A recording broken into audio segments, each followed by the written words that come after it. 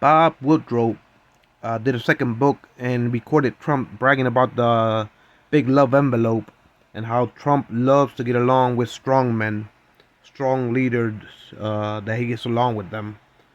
Anyway, the actual fact that was going on while Trump was threatening North Korea with nuclear destruction, you gotta understand Putin completed hyper missile technologies when America didn't have their hypersonic missiles capabilities.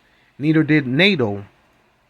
So NATO and America didn't have at the time hypersonic missile technology capabilities in as far as the armies are concerned. And Russia completed it. Their hypersonic missiles, they brought it to the forefront as far as their technologies and retrofitting the Russian army with hypersonic missiles. And so while Trump was bragging about kidding, saying that he was going to destroy North Korea with fire and fury like the world has never seen. Trump said in the United Nations he would obliterate North Korea from the surface of the earth. And Little Rock Man is on a suicide mission. But in reality, in the shadows, what was going on that the Pentagon and the CIA started figuring out is that while Trump was on television threatening North Korea, and on the floor of the Assembly, United Nations floor assembly, threatening to obliterate North Korea off the surface of the earth, Putin retrofitted Xi and the Chinese armies with hypersonic missiles. And through Putin and Xi, they proliferated it to North Korea. So now North Korea had hypersonic missiles, China had hypersonic missiles, and Russia had hypersonic missiles, and NATO at the time and the Pentagon didn't have that capability. So when they informed Trump of this, while Trump was going to the North Korean summits, and when Trump was given this big love envelope by Kim Il Jong, that was around the same time that the intel agencies of America told Trump that to stop talking harshly about nuclear war with North Korea, because already at that time Putin has proliferated hypersonic missiles to China and North Korea. That's why Kim Il Jong drove a train to go visit Putin in the Kremlin at that time. And he was grateful for Putin because Putin retrofitted his armies with hypersonic missiles when Trump was threatening to destroy North Korea. So that's why when Putin invaded Ukraine for the second time, Kim Il Jong promised him 100,000 North Korean soldiers to fight in Ukraine. He volunteered that to Putin. So every time I hear Trump brag about the big, beautiful love envelope, and he uses it as a clout to his vanity, to hide the truth, because in reality, those classified, compartmentalized intel reports that he took to Mar-a-Lago had to do with his obstruction of justice, of his collusion with the fossil fuel interest deal in Russia, and him vetting out the Mueller report. It had to do with his impeachment for blackmailing Lazinski to find dirt on Hunter Biden in order to assist Lazinski. He was holding up, supplying him with weapons and promising him to not open up the transmittance fees of ExxonMobil flooding energy into Europe. And most likely he was probably blackmailing him and promising him not to accelerate his him joining the Union, the European Union or NATO. So while Trump was being impeached for that, because he sent Giuliani over there to fire the American ambassador, Ukrainian ambassador, because they wanted to open up this ExxonMobil pipeline that floods energy through that Ukrainian pipeline into Europe. So Trump was blackmailing Lazinski with quid pro quos. So all the archives that he took to to Mar-a-Lago has to do with those type of events that happened in his administration, that he's too embarrassed to leave in the National Archives. He's too embarrassed for his library to reflect this, as far as the National Archives, with these compartmentalized top secret reports. And they they said in the news that they had found, that it was verified by the FBI, that they had found some classified nuclear compartmentalized reports at Mar-a-Lago. And I'm pretty sure when Trump uses this envelope as a prop to make himself look like he's successful as a leader, it's just hiding the truth, the fact that Putin was retrofitting China and North Korea with hypersonic missiles while he was doing the summit and being given this big envelope by Kim Il-jung. In that same time, the intel agencies of America was telling him in classified reports to Trump that in reality he should ease up the harsh language with Kim Il-jung, because the activities of Russia retrofitting and proliferating hypersonic missiles to China and North Korea. At that time, NATO didn't have hypersonic missiles, neither did the Pentagon. So Trump uses this envelope as a pretext because he was too embarrassed to admit that he was outwitted by not only Kim Il-jung, not only Xi of China, but Putin once again. And every time when Bob Woodrow recorded him talking and bragging about this beautiful love envelope, it just infuriates me that he tries to hide his vanity and try to make himself look grander than what he really is, a failure.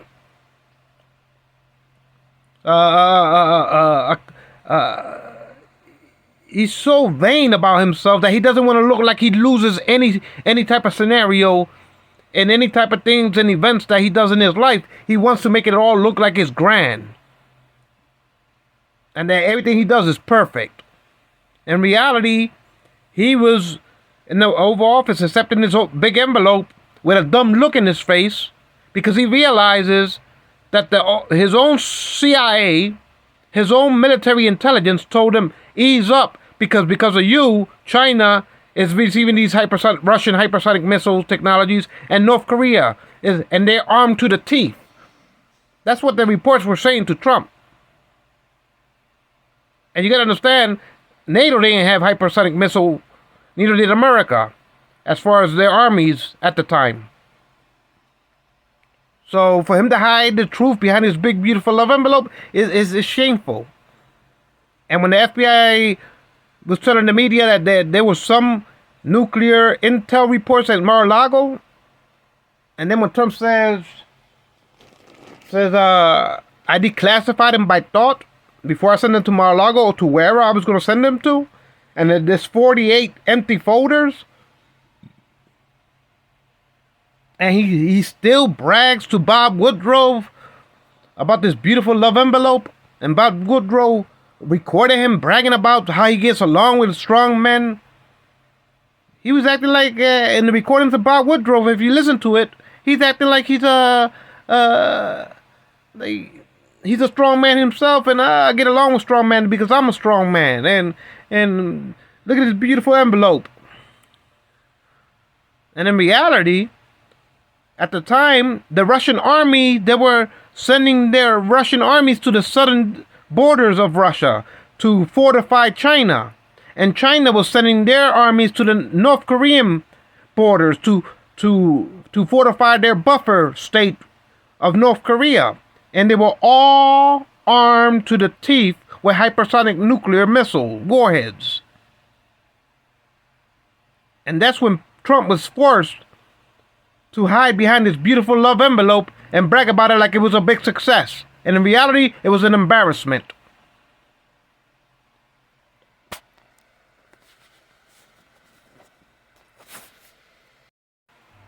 So after the military intelligence of America informed Trump that he better hush his tone or quell his tone with North Korea, because basically China, Russia, and North Korea were becoming a hypersonic missile bloc. In case Trump was to act out in North Korea, they were preparing their armies to engage NATO and America with bombardments of hypersonic missiles. First strike. When you knock out your opponent, they won't be able to get up. Type of strikes. When you hit him with the first hit, it's going to be a decapitation on NATO and America with hypersonic missiles.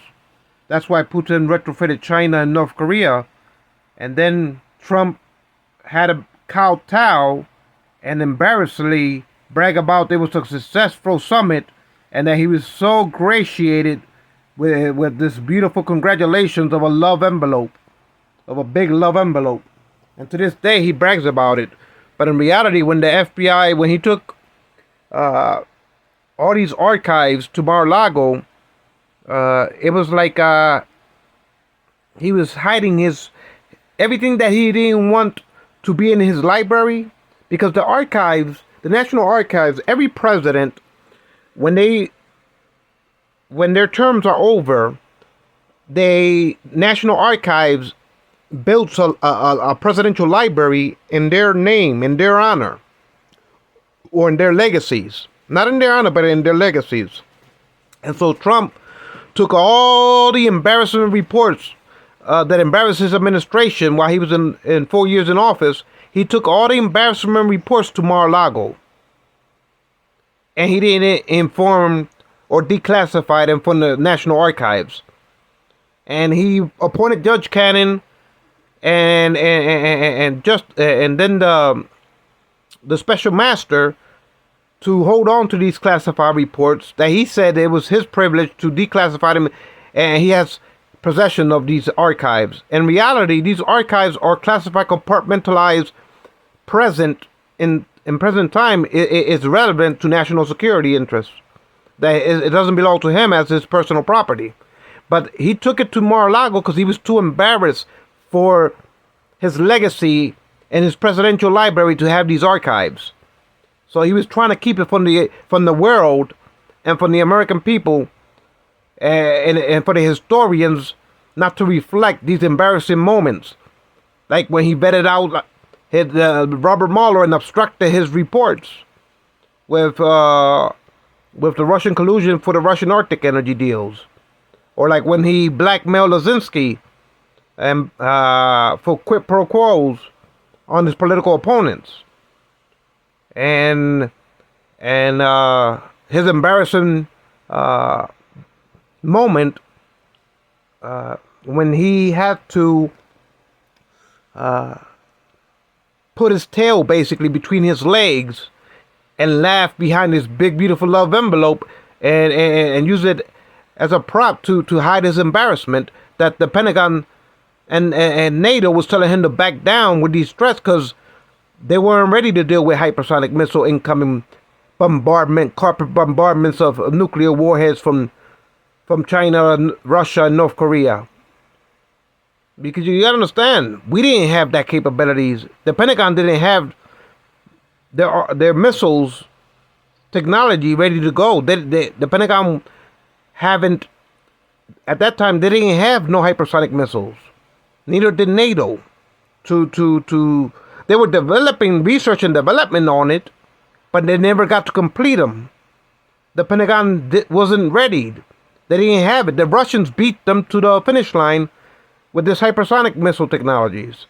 The Pentagon was developing research and development in it, but they couldn't figure it out. The physicists in the Pentagon couldn't figure out how to do hypersonic missiles. Neither could NATO.